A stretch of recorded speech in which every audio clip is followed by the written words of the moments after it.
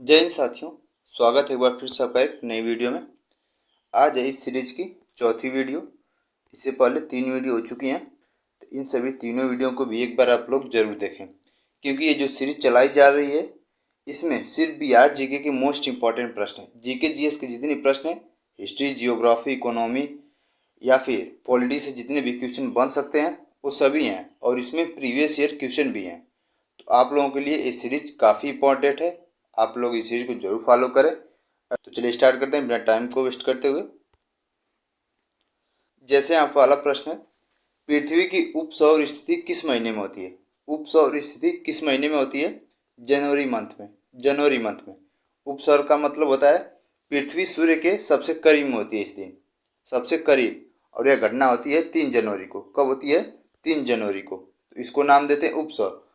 और एक घटना होती है अपसौर, जिसमें पृथ्वी सूर्य से सबसे ज़्यादा दूरी होती है, और यह घटना होती है 4 जुलाई के आसपास। कब होती है? 4 जुलाई। जिसमें सबसे दूरी पर होती है पृथ्वी सूर्य से, उसको अपसौर। और उपसौर जनवरी मंथ में। कब? वो भी 3 जनवरी को। ठीक, तो इसको भी अच्छे से ध्यान रखें। अगला प्रश्न देखिए, बिहार पुलिस कांस्टेबल में पूछा गया प्रश्न है 2021 का। पूर्वी मध्य रेलवे का मुख्यालय स्थित है। पूर्वी मध्य रेलवे का मुख्यालय कहाँ स्थित है? हाजीपुर में। कहाँ पे? हाजीपुर में। अगला प्रश्न है, सुपरनोवा क्या है? सुपरनोवा एक प्रकार का मृत प्राय तारा है। कैसा है? मृत प्राय तारा है। देखिए, जब तारा की स्थिति आखिरी स्थिति होती है, जब वो अपने समाप्त होने के कगार पे होता है, उस समय यह घटना होती है। जब तारा अपने लास्ट स्टेज पे होता है, उस समय यह मृत तारा के रूप में परिवर्तित हो जाता है। ठीक, तो उसी को कहते हैं सुपरनोवा। अगला प्रश्न फिर से बिहार कांस्टेबल का पूछा गया प्रश्न है, 2011 में भारत के निम्नलिखित पूर्वोत्तर राज्यों में से किसमें महिला साक्षरता दर तुलनात्मक रूप से न्यूनतम है? पूर्वोत्तर राज्य में पूछ रहा है, तो किसमें है? असम में। कहाँ पे? असम में। अगला प्रश्न, साउथ पोल पहुंचने वाला प्रथम व्यक्ति कौन था? साउथ पोल पर पहुंचने वाला प्रथम व्यक्ति कौन था? एमंड सेन। कौन थे? एमंड सेन। अगला प्रश्न देखिए, फिर से बिहार पुलिस कांस्टेबल का 2021 का प्रश्न, अधिक जनसंख्या वाले देशों के समूह में से कौन सा अवरोही क्रम में सही है? अब इसमें बताना है कि जनसंख्या में अवरोही क्रम में सही है, यानी सबसे ज़्यादा जनसंख्या किसके पास है, उसके बाद कम, उसके बाद कम। तो सबसे पहले चीन है। ऑप्शन नंबर बी इसका सही हो जाएगा। देखिए, ये 2021 का प्रश्न है, तो 2021 के अनुसार यहाँ पे ऑप्शन में चीन है, उसके बाद भारत, यूएसए व इंडोनेशिया। लेकिन अब हो गया, आप लोगों को बता दें, भारत पहले नंबर पे कौन हो गया जनसंख्या मामले में? भारत। तो ये 2021 का प्रश्न है, तो बी पे लगाएंगे। लेकिन अब भारत, उसके बाद चीन, यूएसए, फिर इंडोनेशिया। ठीक। अगला प्रश्न है, लाल रंग का दिखाई देने वाला ग्रह, लाल रंग के जैसा कौन सा ग्रह दिखाई देता है? मंगल ग्रह। कौन सा ग्रह है? मंगल ग्रह। अगला प्रश्न फिर से बिहार पुलिस कांस्टेबल में पूछा गया प्रश्न, निम्नांकित में से कौन सी भौतिक भूगोल की एक शाखा नहीं है? भौतिक भूगोल की शाखा नहीं है, तो इसमें कृषि भूगोल नहीं है। कृषि भूगोल भौतिक भूगोल में नहीं आता है। मौसम विज्ञान, समुद्र विज्ञान और जैव विज्ञान, ये तीनों भौतिक भूगोल की शाखाएं हैं। अगला प्रश्न, शनि ग्रह का सबसे बड़ा उपग्रह कौन सा है? शनि ग्रह का सबसे बड़ा उपग्रह टाइटन। कौन सा है? टाइटन। अगला प्रश्न फिर से बिहार पुलिस कांस्टेबल में पूछा गया प्रश्न, कौन सी नदी हीराकुंड बांध से संबंधित है? भारत की कौन सी नदी हीराकुंड बांध से संबंधित है? तो इसका आंसर आप लोगों को कमेंट बॉक्स में देना है। देखते हैं कितने लोगों को इसका आंसर पता है। और देखिए, अगर नहीं भी पता हो तो आप लोग कहीं से भी गूगल पे सर्च करें या फिर बुक्स में ढूंढें, लेकिन इसका आंसर जरूर करें, क्योंकि जितना चीज़ों को आप सर्च करेंगे, खोजेंगे, पढ़ेंगे, उतना ही ज़्यादा नॉलेज मिलेगा। ठीक, तो इसका आंसर आप लोग जरूर करें। अगला प्रश्न, सौर मंडल का दूसरा सबसे बड़ा ग्रह कौन सा है? सौर मंडल का दूसरा सबसे बड़ा ग्रह कौन सा है? शनि। शनि। और पहले पे कौन सा है? इसका भी आंसर आप लोग कमेंट बॉक्स में बताना है कि पहला पे सबसे बड़ा ग्रह सौर मंडल का कौन सा है। ठीक। अगला प्रश्न है, हर्षवर्धन के शासन काल में सत्ता का केंद्र कौन सा था? सत्ता का केंद्र कन्नौज। कौन सा था हर्षवर्धन के शासनकाल में? कन्नौज। देखिए बिहार पुलिस कांस्टेबल 2012 का प्रश्न है। अगला प्रश्न है, तृतीय बौद्ध परिषद का आयोजन किसके द्वारा कराया गया था? तीसरी बौद्ध परिषद किसके द्वारा कराया गया था? बुद्धिस्ट काउंसिल अशोक के समय में। किसके द्वारा? अशोक के समय में। देखिए ये पूछ लेता है कभी कभी, तीनों तीनों में से एक जरूर क्वेश्चन पूछता है। पहली बौद्ध परिषद, दूसरी, तीसरी, चौथी। तो पहली हुई थी अजातशत्रु, पहली अजातशत्रु, दूसरी काला अशोक, उसके बाद अशोक, और तीसरी थी कनिष्क के समय, चौथी कनिष्क के समय। पहली अजातशत्रु, उसके बाद काला अशोक, तीसरी अशोक और चौथी कनिष्क। ये चारों आप लोग याद कर लें, ठीक। और कभी पूछ लेता है कि आयोजन स्थल कहाँ हुआ था चारों का। इसकी एक ट्रिक है आप लोगों को, राजा का राजा का विशाल पुत्र राजा का विशाल पुत्र कश्मीर, राजा का विशाल पुत्र कश्मीर। तो राजा से आप लोग पहले याद कर लें राजगृह। पहली बौद्ध परिषद कहाँ हुई थी? राजगृह में। और दूसरी विशाल से वैशाली, कहाँ पे? वैशाली में। पुत्र से पाटलिपुत्र, पुत्र से पाटलिपुत्र, और ये थी कश्मीर, कैसे? कश्मीर। तो राजा का विशाल पुत्र कश्मीर, राजगृह, वैशाली, पाटलिपुत्र और कश्मीर, ठीक। तो इसका आंसर आप लोगों को क्या हो जाएगा? अशोक। तीसरी बौद्ध परिषद किसके समय में हुई थी? अशोक के समय में। अगला प्रश्न, निम्नलिखित में से कौन सी पुस्तक मेगास्थनीज ने लिखी है? मेगास्थनीज की पुस्तक इसमें से कौन सी है? इंडिका। क्या है? इंडिका। अगला प्रश्न है, चंद्रगुप्त मौर्य के गुरु कौन थे? चंद्रगुप्त मौर्य के गुरु विष्णुगुप्त, जिसको कौटिल्य के नाम से भी जाना जाता है। इनका नाम विष्णुगुप्त, कौटिल्य, चाणक्य, ये इन्हीं के नाम है, ठीक। अगला प्रश्न है, फिर से बिहार पुलिस कांस्टेबल में पूछा गया प्रश्न 2012 का, वल्लभाचार्य ने किसकी भक्ति का प्रचार किया? कृष्ण की। किसकी भक्ति का? कृष्ण की भक्ति का प्रचार किया।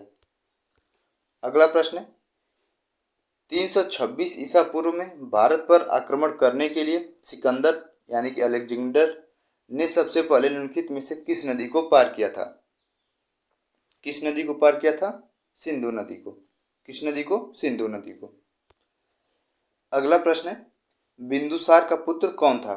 बिंदुसार का पुत्र अशोक। अशोक। चंद्रगुप्त मौर्य के पुत्र बिंदुसार और बिंदुसार के पुत्र अशोक, ठीक। ये तीनों क्रम आप लोग ध्यान रखें।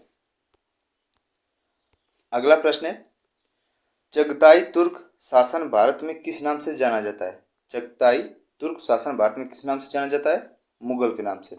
किस नाम से? मुगल के नाम से। अगला प्रश्न है, मौर्य वंश का अंतिम शासक कौन था? मौर्य वंश का अंतिम शासक बृहद्रथ।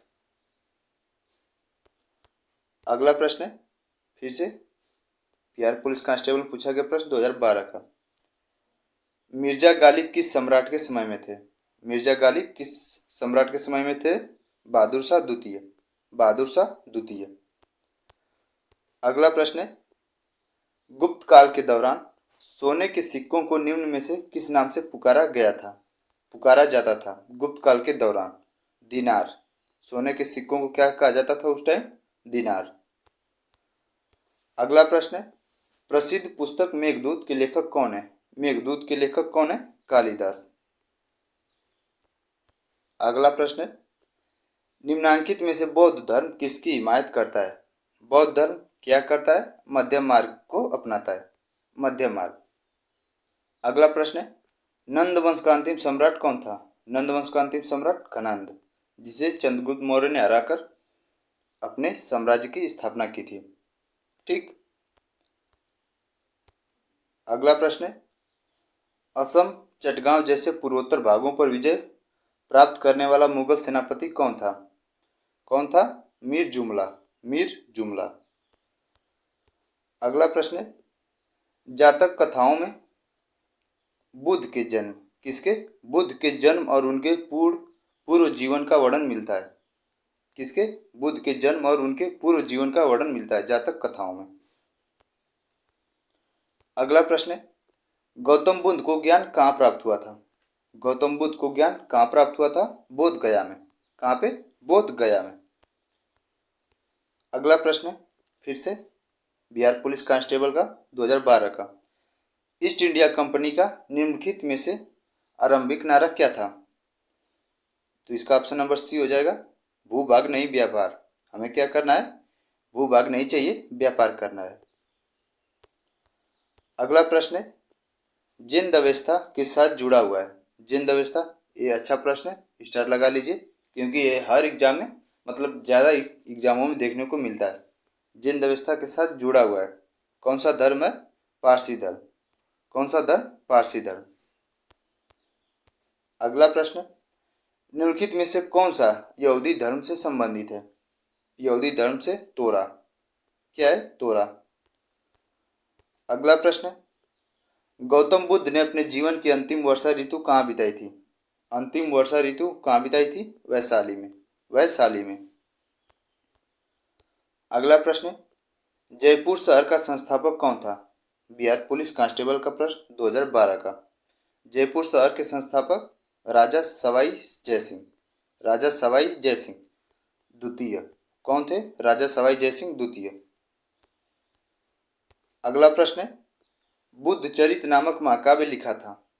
बुद्ध चरित किसने लिखा था? अश्व घोष ने। अश्व घोष ने। अगला प्रश्न है पाषाण युग में काटने के लिए सामान्यतः प्रयुक्त उपकरण को कहा जाता था। देखिए अभी 2010 का प्रश्न आ गया। उस उपकरण को क्या कहा जाता था जो पाषाण युग में काटने के लिए प्रयोग किया जाता था? उसको गैंडासा, जिसको गणासा भी कहते हैं अपने भाषा में, गैंडासा। अगला प्रश्न है गौतम बुद्ध की माँ का नाम क्या था? गौतम बुद्ध की माँ का नाम माया देवी। क्या था? माया देवी। अगला प्रश्न है थियोसोफिकल सोसाइटी की स्थापना किसके द्वारा की गई थी? Theosophical society madam Blavatsky. Madam Blavatsky. देखिए 2010 का प्रश्न है।